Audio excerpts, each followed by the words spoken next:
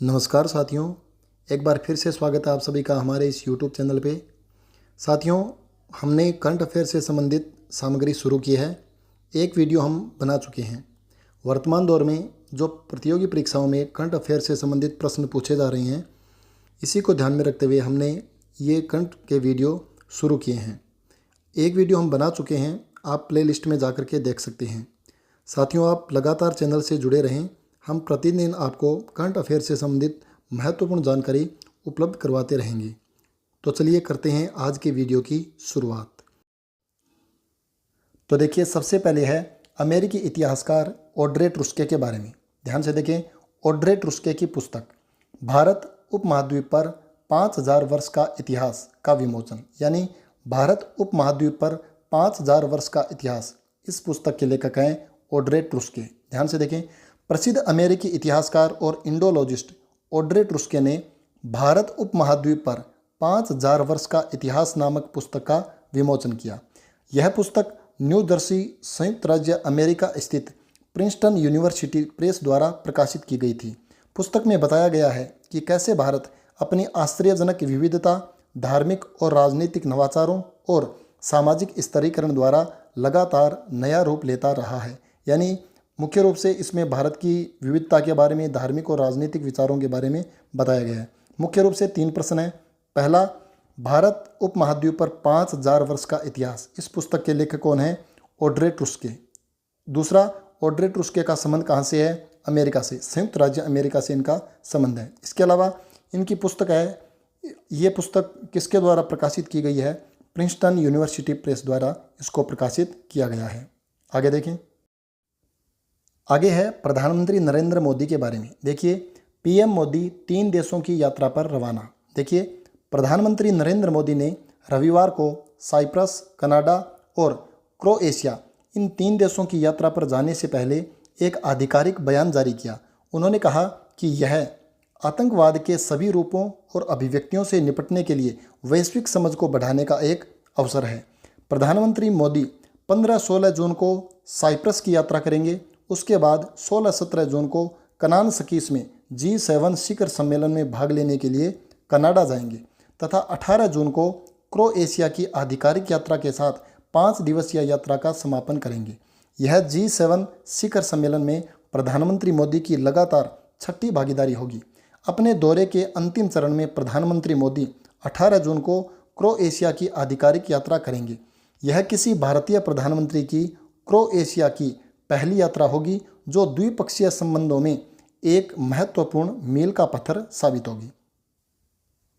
अब देखिए कौन कौन से प्रश्न बन सकते हैं। एक तो ये, 14 से 18 जून 2025 के दौरान प्रधानमंत्री नरेंद्र मोदी किन देशों की यात्रा पर रहे? तो साइप्रस, कनाडा और क्रोएशिया। इसके अलावा 16-17 जून को प्रधानमंत्री नरेंद्र मोदी G7 शिखर सम्मेलन में भाग लेने के लिए कनानसकीस गए। कनानसकीस का संबंध किस देश से है? तो कनाडा से। इसके अलावा G7 शिखर सम्मेलन में प्रधानमंत्री मोदी की लगातार ये कौन सी भागीदारी थी? 6ठी भागीदारी। और इसके अलावा इम्पोर्टेंट प्रश्न है, भारतीय प्रधानमंत्री इस दौरान क्रोएशिया की यात्रा पर रहे, यानी जून 2025 में भारतीय प्रधानमंत्री क्रोएशिया की यात्रा पर रहे। ये क्रोएशिया की यात्रा करने वाले वो कौन से प्रधानमंत्री है? तो ये पहले प्रधानमंत्री है, ये भी ध्यान में रखें। आगे है अहमदाबाद में हुई विमान दुर्घटना से संबंधित जानकारी। देखिए, गृह सचिव Govind Mohan air India AI 171 की दुर्घटना की जांच का नेतृत्व करेंगे। ध्यान से देखें, गृह सचिव Govind Mohan air India AI 171 दुर्घटना की जांच का नेतृत्व करेंगे। गोविंद मोहन, ध्यान से देखें, भारत सरकार ने 12 जून 2025 को गुजरात के अहमदाबाद में एयर इंडिया की उड़ान संख्या AI 171 की दुर्घटना की जांच के लिए केंद्रीय सचिव गोविंद मोहन की अध्यक्षता में एक उच्च स्तरीय बहुअनुशासनात्मक समिति का गठन किया है। यह समिति केंद्रीय नागरिक उड्डयन मंत्रालय के विमान दुर्घटना जांच ब्यूरो द्वारा की जा रही जांच से अलग होगी। एयर इंडिया की उड़ान संख्या AI 171 अहमदाबाद के सरदार वल्लभ भाई अंतर्राष्ट्रीय हवाई अड्डे से इंग्लैंड के लंदन के गैटविक हवाई अड्डे के लिए उड़ान भरने के कुछ ही मिनटों के भीतर दुर्घटनाग्रस्त हो गई। यह पहली बार था कि बोइंग ड्रीमलाइनर 747 दुनिया में कहीं भी दुर्घटनाग्रस्त हुआ। समिति का गठन केंद्रीय नागरिक उड्डयन मंत्रालय द्वारा किया गया है। समिति के गठन की घोषणा केंद्रीय नागरिक उड्डयन मंत्री राम मोहन नायडू ने 13 जून 2025 को नई दिल्ली में की। अब देखिए कौन कौन से प्रश्न हो सकते हैं। एक प्रश्न तो ये, अहमदाबाद में एयर इंडिया की उड़ान संख्या AI-171 की दुर्घटना की जांच के लिए किसकी अध्यक्षता में एक उच्च स्तरीय बहुअनुशासनात्मक समिति का गठन किया गया है? केंद्रीय सचिव गोविंद मोहन की अध्यक्षता में, गृह सचिव गोविंद मोहन की अध्यक्षता में। आगे इसके अलावा एक महत्वपूर्ण प्रश्न ये बन सकता है, अहमदाबाद के सरदार वल्लभ भाई अंतर्राष्ट्रीय हवाई अड्डे से इस विमान ने जो उड़ान भरी थी, ये किस हवाई अड्डे के लिए उड़ान भरी थी? तो आपको ध्यान में रखना है, इंग्लैंड के लंदन के गैटविक हवाई अड्डे के लिए इसने उड़ान भरी थी। और ये जो समिति का गठन किया गया, ये किसके द्वारा किया गया है? केंद्रीय नागरिक उड्डयन मंत्रालय द्वारा किया गया है। केंद्रीय नागरिक उड्डयन मंत्री वर्तमान में है राम मोहन नायडू। आगे देखें, आगे है लद्दाख में संपन्न हुए ग्रीष्मकालीन कार्निवल उत्सव के बारे में। ध्यान से देखें, लद्दाख में सप्ताह भर चलने वाला ग्रीष्मकालीन कार्निवल 2025 द्रास के मेजर विश्वनाथन स्टेडियम में संपन्न हो गया। देखिए, लद्दाख में सप्ताह भर चलने वाला ग्रीष्मकालीन कार्निवल 2025 द्रास के मेजर विश्वनाथन स्टेडियम में संपन्न हो गया। इस महीने की 9 तारीख से शुरू हुए इस कार्निवल का आयोजन भारतीय सेना के फॉरएवर इन ऑपरेशंस डिवीज़न ने किया था। कार्निवल में लद्दाख के दूर दराज के सीमावर्ती गांवों के युवाओं ने उत्साहपूर्वक भाग लिया। इस उत्सव के दौरान हॉर्स पोलो, तीरंदाजी और टेंट पेंगिंग सहित पारंपरिक प्रतियोगिताएं शामिल थी। इस उत्सव में महिलाओं की हॉर्स पोलो की शुरुआत पहली बार की गई। ग्रीष्मकालीन कार्निवल सैन्य नागरिक संपर्क का एक महत्वपूर्ण मंच होता है, जिससे सांस्कृतिक आदान प्रदान और एकता को बढ़ावा मिलता है। स्थानीय लोगों ने युवाओं को प्रोत्साहित करने और लद्दाख की समृद्ध खेल विरासत को संरक्षित करने के इस उत्सव के लिए भारतीय सेना के प्रति आभार व्यक्त किया। देखिए, बहुत महत्वपूर्ण प्रश्न है। कौन कौन से प्रश्न हो सकते हैं? एक तो ये ग्रीष्मकालीन कार्निवल 2025 जो 9 तारीख से शुरू हुआ, यानी 9 जून को शुरू हुए ग्रीष्मकालीन कार्निवल 2025 का आयोजन कहाँ रखा गया? तो लद्दाख में, लद्दाख के द्रास के मेजर विश्वनाथन स्टेडियम में। इसके अलावा इसका आयोजन किसने किया? भारतीय सेना के फॉरएवर इन ऑपरेशंस डिवीज़न ने। मुख्य रूप से ये कह सकते हैं भारतीय सेना द्वारा इसका आयोजन किया गया। इसके अलावा ये आयोजन क्यों किया जाता है? वहाँ की पारंपरिक जो खेल परंपराएं हैं, जो परंपरा से खेल चले आ रहे हैं, उनका संरक्षण और संवर्धन करने के लिए इसका आयोजन किया जाता है। यहाँ पर एक चीज़ और देखिए, महिलाओं की हॉर्स पोलो की शुरुआत पहली बार की गई है। इसके अलावा जो परंपराओं से जो खेल चले आ रहे हैं, उनका आयोजन होता है मुख्य। और इसके साथ साथ सेना और वहाँ के जो स्थानीय लोग हैं, उनके बीच में आपसी संपर्क बढ़ता है, प्रेम और सद्भावना की भावना बढ़ती है, एकता की भावना, एक दूसरे के सहयोग करने की भावना बढ़ती है। आगे देखें, आगे है उत्तर प्रदेश के कुशीनगर में रॉकेट प्रक्षेपण से संबंधित जानकारी। देखिए, इसरो ने उत्तर प्रदेश के कुशीनगर में रॉकेट प्रक्षेपण का सफलतापूर्वक परीक्षण किया। देखिए, भारतीय अंतरिक्ष अनुसंधान संगठन यानी इसरो ने उत्तर प्रदेश के कुशीनगर में रॉकेट प्रक्षेपण का सफलतापूर्वक परीक्षण किया है। यह राज्य के लिए एक ऐतिहासिक क्षण है, क्योंकि राज्य में यानी उत्तर प्रदेश में पहली बार रॉकेट के माध्यम से छोटे उपग्रह पेलोड का प्रक्षेपण किया गया है। रॉकेट को शाम 5:14 पर लॉन्च किया गया, जो 1.1 किलोमीटर की ऊंचाई तक गया। इसके बाद एक छोटा सैटेलाइट बाहर आया। जैसे ही यह 5 मीटर नीचे गिरा, इसका पैराशूट एक्टिवेट हो गया और सैटेलाइट 400 मीटर अंदर जमीन पर आ गिरा। 15 किलो का रॉकेट भी सुरक्षित उतर गया। यह परीक्षण अक्टूबर-नवंबर में होने वाले एक बड़े आयोजन की प्रस्तावना था, जिसमें लगभग 900 युवाओं द्वारा निर्मित उपग्रहों का परीक्षण किया जाएगा। मुख्य रूप से एक प्रश्न ध्यान में रखें कि भारतीय अंतरिक्ष अनुसंधान संगठन ने यानी इसरो ने उत्तर प्रदेश के किस जगह से रॉकेट का प्रक्षेपण किया? ध्यान रखें, कुशीनगर में। आगे देखें, आगे है फास्ट ट्रैक पंजाब पोर्टल के बारे में। देखिए, पंजाब ने 45 दिवसीय व्यावसायिक अनुमोदन के लिए fast track Punjab portal launch किया। देखिए, जून 2025 में पंजाब के मुख्यमंत्री भगवंत सिंह मान और आम आदमी पार्टी के राष्ट्रीय संयोजक अरविंद केजरीवाल ने संयुक्त रूप से पंजाब के मोहाली में fast track Punjab portal launch किया। यह डिजिटल प्लेटफॉर्म पंजाब में नए उपक्रमों, विस्तार और औद्योगिक परियोजनाओं के लिए 45 कार्य दिवसों के भीतर सभी व्यावसायिक अनुमोदन की गारंटी देता है। 45 दिवस के भीतर। आगे देखें, Punjab right to business act 2020 के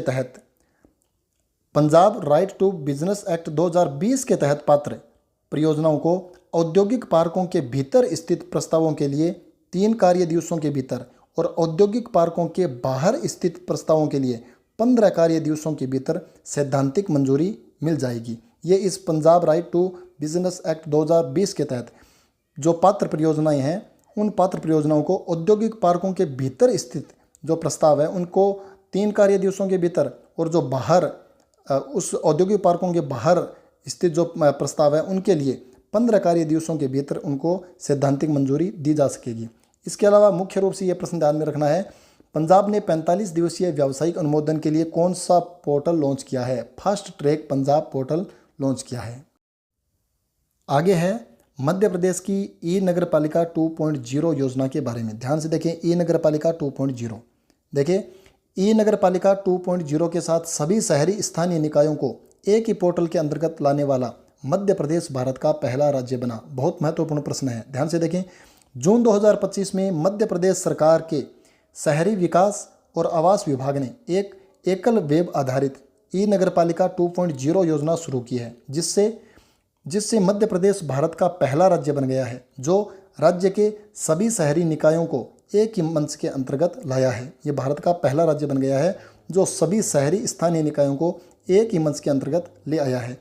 इस नई शुरू की गई पहल का उद्देश्य डिजिटल इंडिया विजन के साथ तालमेल बैठाते हुए पारदर्शिता और कुशल नागरिक सेवाओं को बढ़ाना है, नागरिकों को ज़्यादा से ज़्यादा सुविधाएं प्रदान करना है। हालांकि अभी भोपाल नगर निगम का अलग पोर्टल BMC ऑनलाइन है। इसका अनुबंध पूरा होने पर भोपाल नगर निगम को भी ई नगरपालिका से जोड़ा जाएगा। तो बहुत ही महत्वपूर्ण प्रश्न है, ध्यान में रखें कि सभी शहरी स्थानीय निकायों को एक ही पोर्टल के अंतर्गत लाने वाला भारत का पहला राज्य कौन बना है? मध्य प्रदेश। ई नगरपालिका 2.0 योजना शुरू की है। आगे देखें,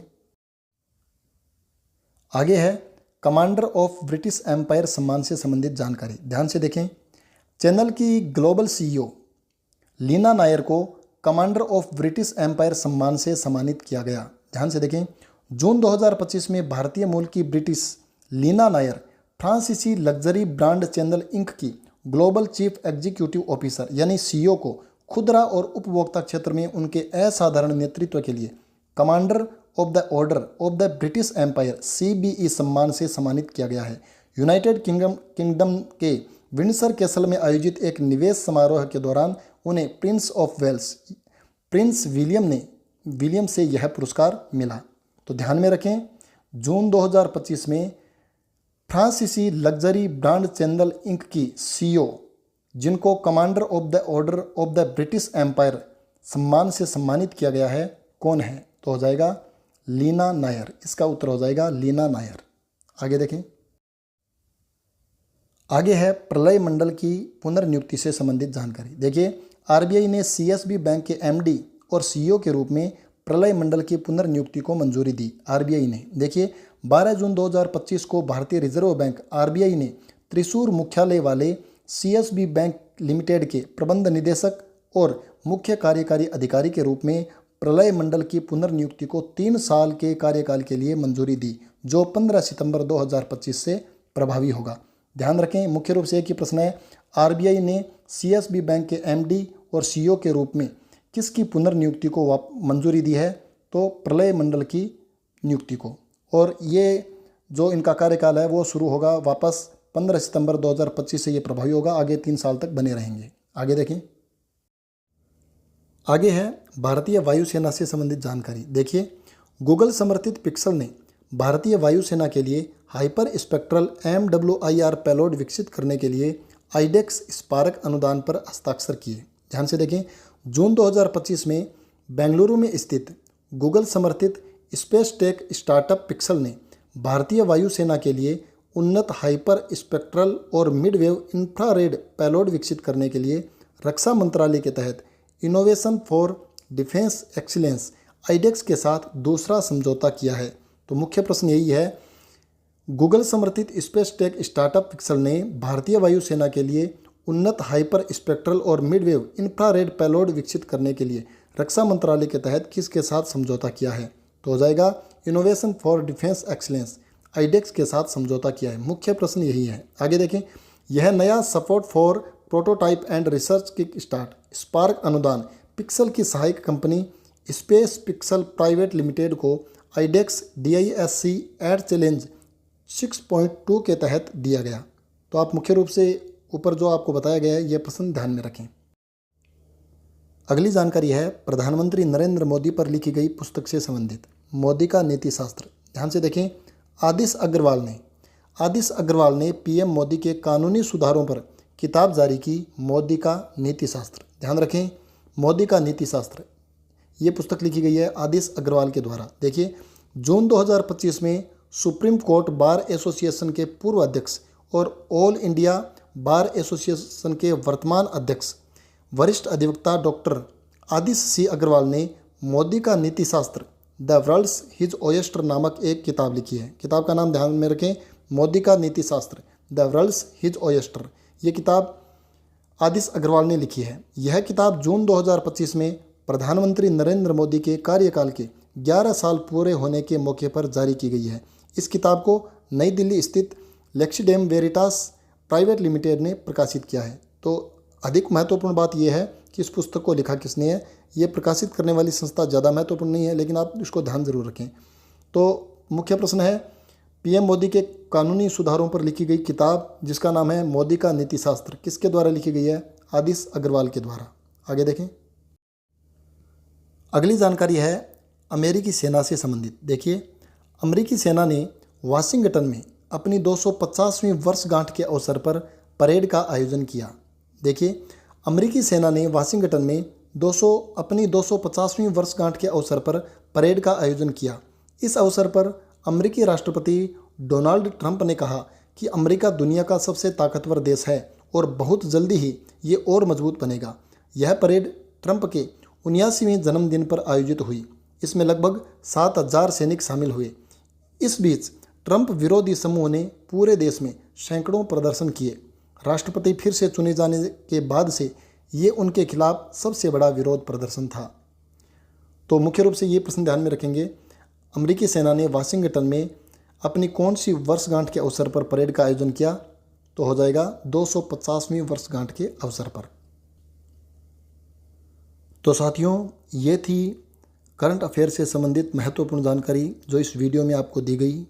हमारा ये प्रयास रहेगा कि हर वीडियो में हम आपको करंट अफेयर से संबंधित महत्वपूर्ण जानकारी उपलब्ध करवाएं ताकि परीक्षा में आप अच्छा प्रदर्शन कर सकें। साथियों, इससे पहले एक करंट अफेयर्स का वीडियो बनाया हुआ है, आप प्लेलिस्ट में जाकर के देख सकते हैं। प्रतिदिन आपको करंट अफेयर से संबंधित एक वीडियो हमारे चैनल पर मिलेगा। आप इसको ध्यान से देखें और कमेंट करके ज़रूर बताएं कि आपको ये सामग्री कैसे लगी। तो साथियों, मिलते हैं अगले वीडियो में एक नई जानकारी के साथ। तब तक के लिए धन्यवाद।